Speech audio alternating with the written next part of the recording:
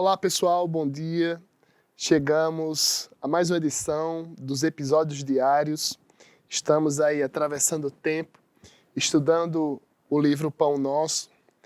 E a mensagem de hoje é o capítulo 5, intitulado Salários. Nele, Emmanuel traz uma passagem do evangelista Lucas, uma fala de João Batista, em que diz o seguinte: e contentai-vos com o vosso soldo. Como não existe texto sem contexto, Emmanuel faz uma relativização e uma justificativa de por que ter trazido essa passagem de Lucas. E ele começa o texto da seguinte maneira: a resposta de João Batista aos soldados que lhe rogavam esclarecimentos é modelo de concisão e bom senso. Muita gente se perde através de inextricáveis labirintos em virtude da compreensão deficiente acerca dos problemas de remuneração na vida comum. O que acontece? Emmanuel escolhe esse texto em que os soldados interrogavam, questionavam João Batista sobre a questão da retidão, do bom senso, em relação ao próprio soldo que recebiam para exercer o seu mistério, para exercer a sua profissão. E ele traz, o benfeitor Emmanuel, nesse texto de hoje, uma reflexão a respeito da natureza, digamos assim, do salário. É certo que na vida material nós precisamos de dinheiro para sobreviver. Precisamos de dinheiro, por exemplo, para pagar energia elétrica, para pagar também sinal de internet que nos conecta. Mas a reflexão espírita sobre o salário, ela vai bem além disso. O Livro dos Espíritos, por exemplo, traz um registro em sua terceira parte, quando ele vem falar no trabalho enquanto uma lei natural, que trabalho é toda ocupação útil.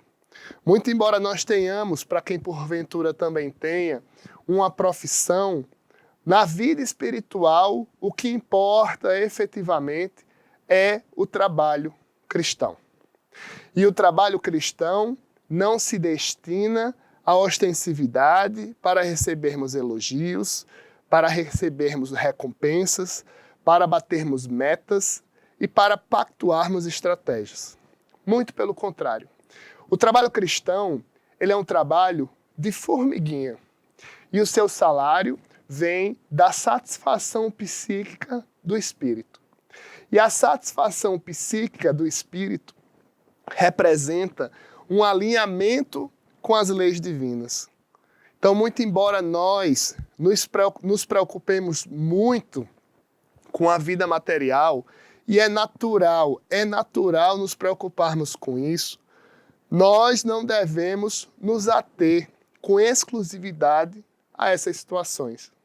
Porque o que é da matéria é temporário. É como se fosse um empréstimo de Deus.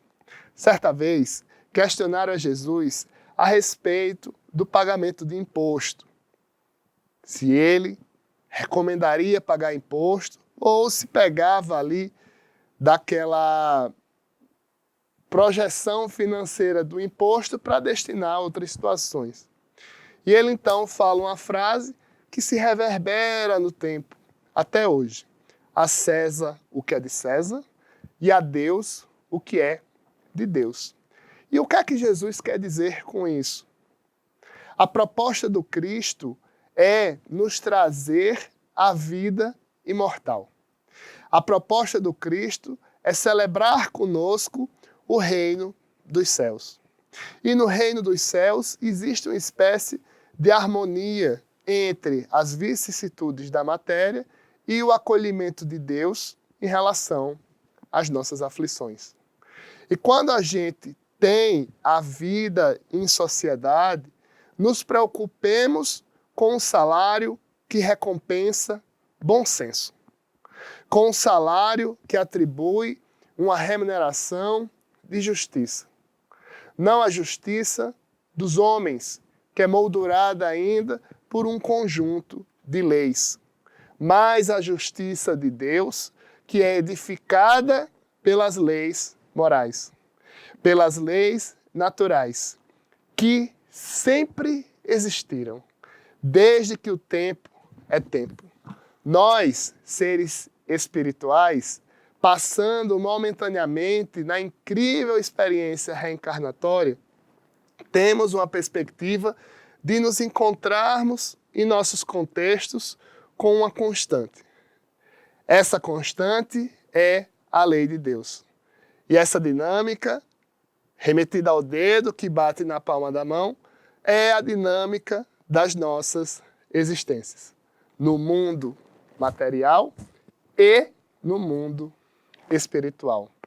Não nos preocupemos especificamente com o ordenado do final do mês.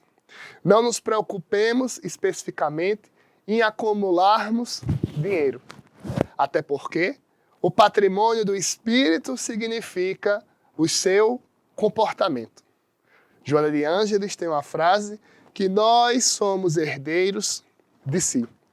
E comentando essa passagem de Lucas Evangelista, Emmanuel faz alguns destaques, dentre os quais um merece atenção.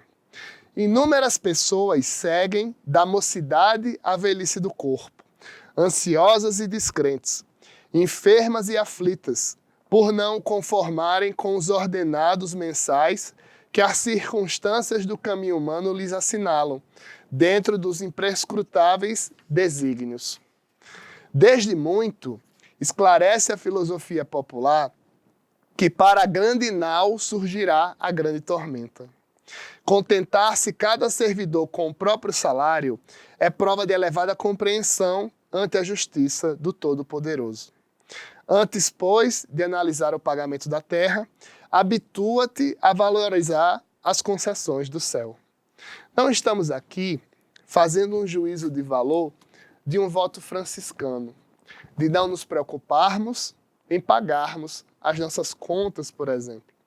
A reflexão do benfeitor Emmanuel significa um pouco além disso, de não nos preocuparmos em juntar, em amontoar, em sempre projetar o nosso ordenado, o nosso salário, a nossa felicidade. Porque a felicidade vai além, vai muito além da microvisão reencarnatória. Certa vez, um espírito, em uma reunião mediúnica, deu a seguinte comunicação. Ele tinha juntado muito patrimônio ao longo da vida. Muito. Desencarnou e certamente não levou aquelas benfeitorias para o mundo espiritual. E ali, naquela comunicação, ele estava indignado pelo fato de os seus sucessores, os seus filhos, estarem disputando em um processo judicial o patrimônio que, abre aspas, era dele, fecha aspas. O que é nosso é o nosso sentimento. Patrimônios, salários, ordenados, olerites, são apenas representações contábeis que mensuram valores. Mas a vida significa emoções, sensações, percepções e sentimentos. Que tenhamos como salário a oportunidade de sermos trabalhadores do Cristo. E o salário do trabalhador do Cristo é o amor de Deus.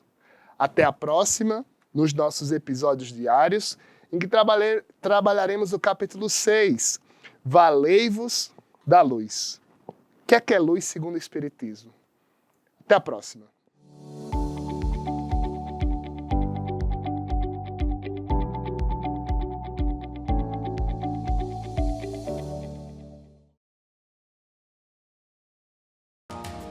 Nós estamos nas redes sociais. No Facebook você pode acessar facebook.com/Comunhão Espírita. No Twitter, twitter.com/Comunhão Oficial. Estamos também no YouTube. Acesse youtube.com/Comunhão Espírita de Brasília. E siga o nosso Instagram, @Comunhão Espírita. Acompanhe, divulgue e participe de nossas atividades.